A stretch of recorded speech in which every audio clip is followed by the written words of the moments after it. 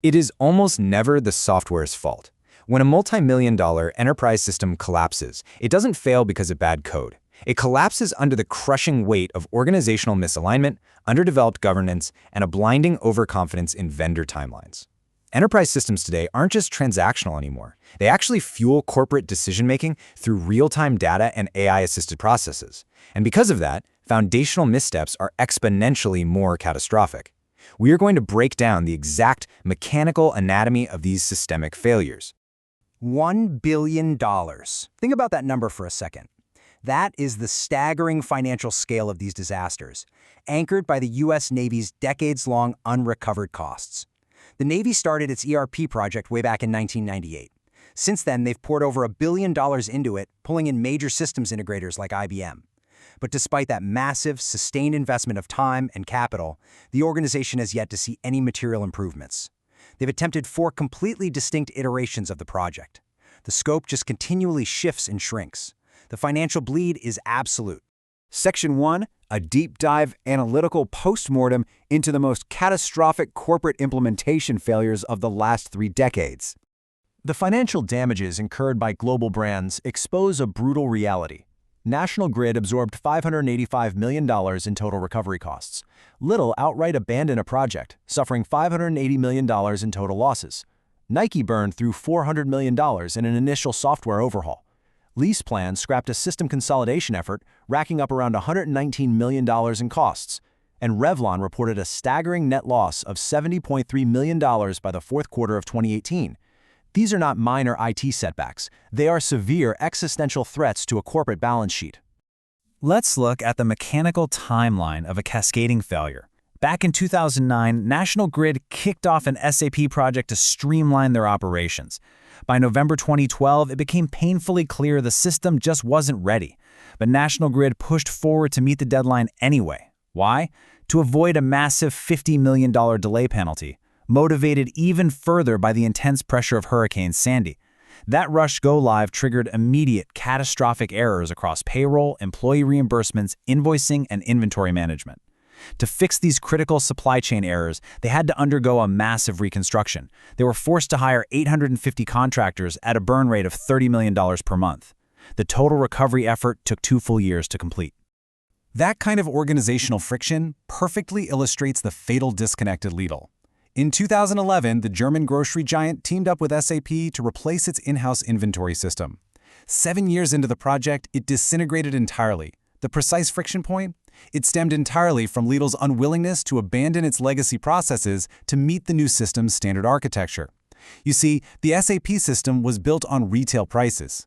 Lidl, however, had always used purchase prices to manage its inventory.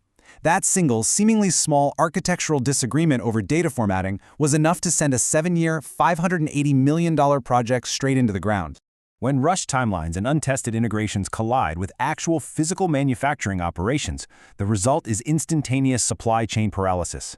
Take Haribo. They rolled out SAP across 16 factories in 10 countries.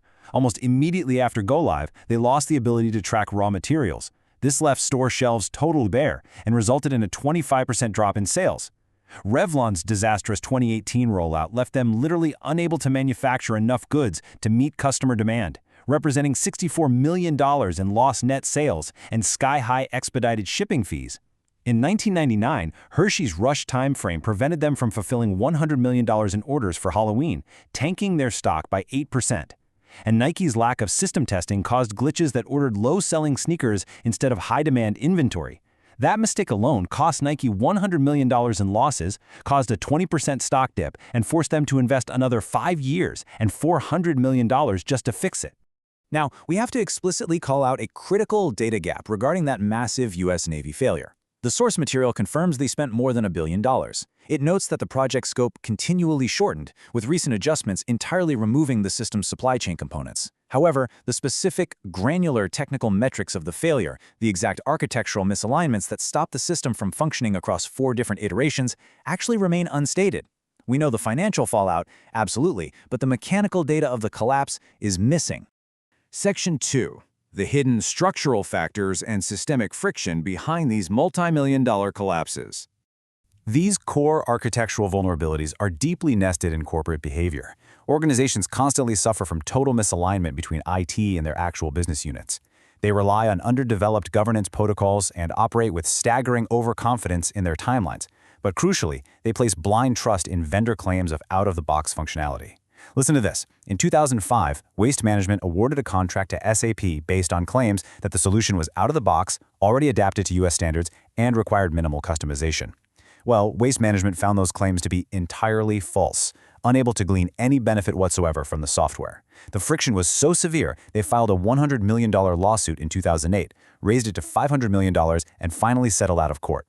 It's a stark reminder to audit the blind trust that might be existing within your own vendor relationships. Section 3. The tactical action plan and implementation gates required for modern cloud architectures and embedded AI. Enforcing strict chronological implementation gates is simply non-negotiable.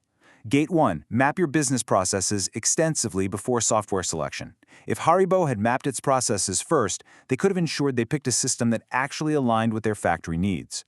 Gate 2. Establish rigorous project planning and realistic timelines. Remember, rushed go-lives directly triggered the collapses at National Grid, Hershey's, and Nike.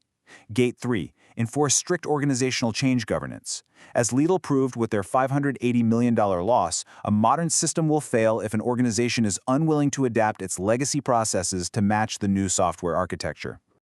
We end with this stark, defining rule. Business complexity, when underestimated, will always outpace technology.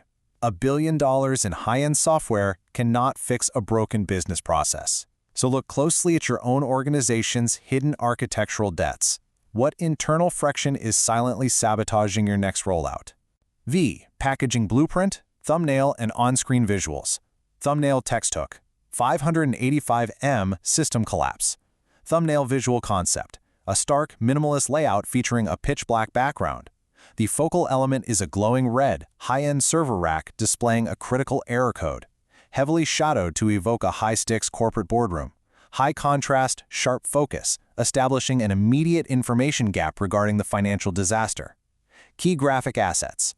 1. A high-contrast financial data matrix overlay indicating the exact red deficit numbers for National Grid, Lidl, and Nike. 2. A system flow diagram visually isolating the fatal bottleneck between legacy purchase price architecture and modern retail ERPs. 3. A step-by-step system gate flowchart visually locking down the 3 tactical implementation steps before go-live.